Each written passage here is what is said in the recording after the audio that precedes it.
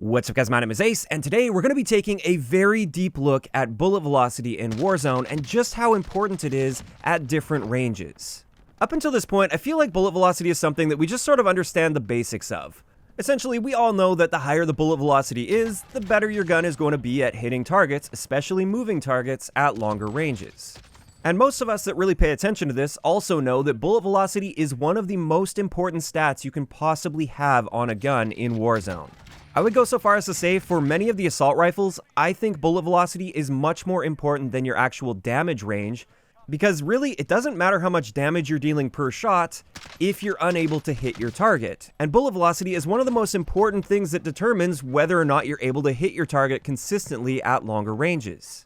So in today's video, I did want to take a deep dive into this and have a more scientific approach to what our optimal ranges are based on our bullet velocity. So I actually developed a table that allows you to see, based on your bullet velocity, how far you can comfortably challenge enemy players that are going to be moving around. So let me walk you through the process. This part is very important to understanding how I came about this chart that I'm going to be sharing with you guys. The first thing I did here is I created this table. This shows us our bullet velocity and our range intervals, and how long in milliseconds it will take for the bullet to reach each range interval depending on the bullet velocity of our gun. And this is a great start, however, it kind of just looks like a big jumble of numbers, and it doesn't really tell us what our optimal ranges are for each of these bullet velocity values. We need to sort of find what that value is, and this is what brings us to the next step here.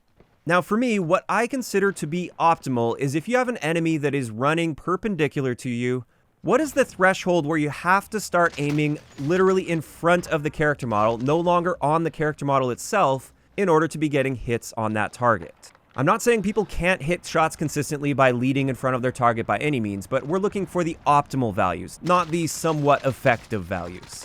So what I wanted to do here is I had a character model sprint perpendicular to me with an SMG in their hand, and I wanted to calculate how long it takes them to move one full body width when they are sprinting. This is not a tac sprint, this is just a regular sprint.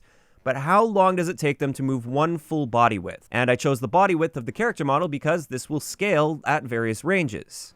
And it turns out, if we select a point on the front edge of the character model, it will take them about 67 milliseconds at 60 FPS to move an entire body width.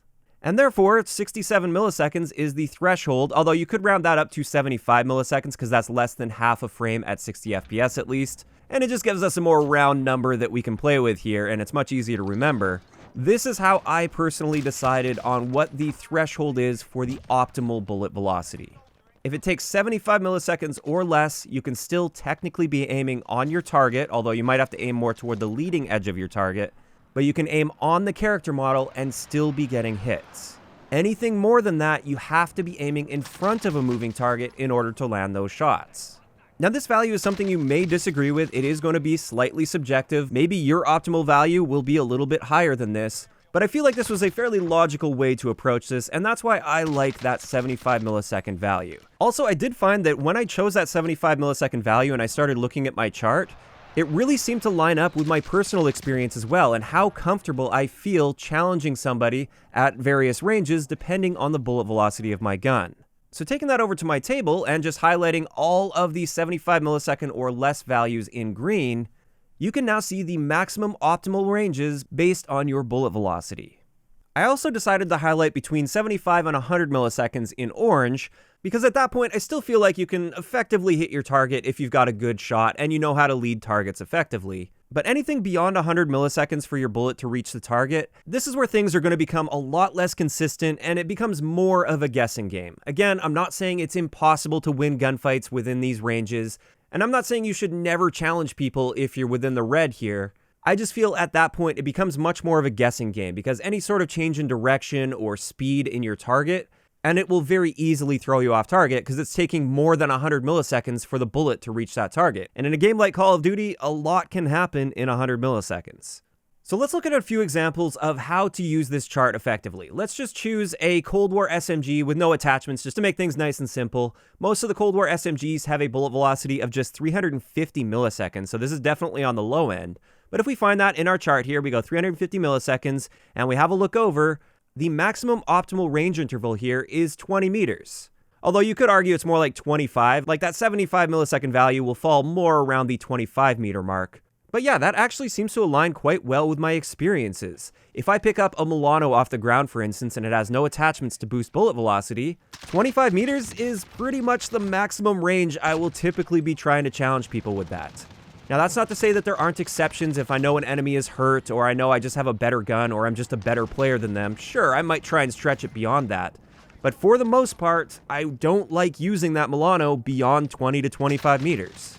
Next up, let's have a look at a really common gun that's used right now. This is the CR56 AMAX, and if we have that stacked with the common attachments, so monolithic suppressor and the Zodiac barrel, that gives us a bullet velocity of around 950 meters per second. So finding that in our chart here, we can see our optimal range based on this velocity is going to be about 70 meters. And again, this does align quite well with my experiences using the CR56. This isn't a gun that I like challenging people at really long ranges, but I do feel I can stretch it out a decent amount. Anything beyond 70 meters, and I do feel like it does start to become a guessing game with the CR56.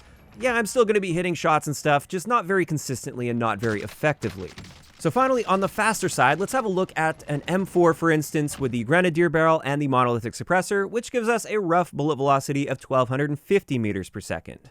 So taking a look at that one, we can see our optimal range for this is about 90 meters. And again, this makes sense. I feel much more comfortable with an M4 in my hands at 90 meters than I do with an AMAX, especially against moving targets, because I really don't have to lead the target all that much at 90 meters. So yeah, there you guys have it. Of course, I am going to leave a link in the description down below to this bullet velocity table, so you guys can keep that bookmarked somewhere if you want. So that way, when you're building your class setups, you can cross-reference those bullet velocity values with the optimal ranges. And that can better help you to optimize your playstyle as well. Maybe you're finding yourself running into a lot of situations where you're challenging people where you're in the red for your gun and its bullet velocity, and it hasn't been working out so great for you. Maybe this will be a bit of a wake-up call to show you that that gun really isn't going to excel within those ranges. Also, this is great for giving you an indication of how much you really need to focus on the bullet velocity of a gun.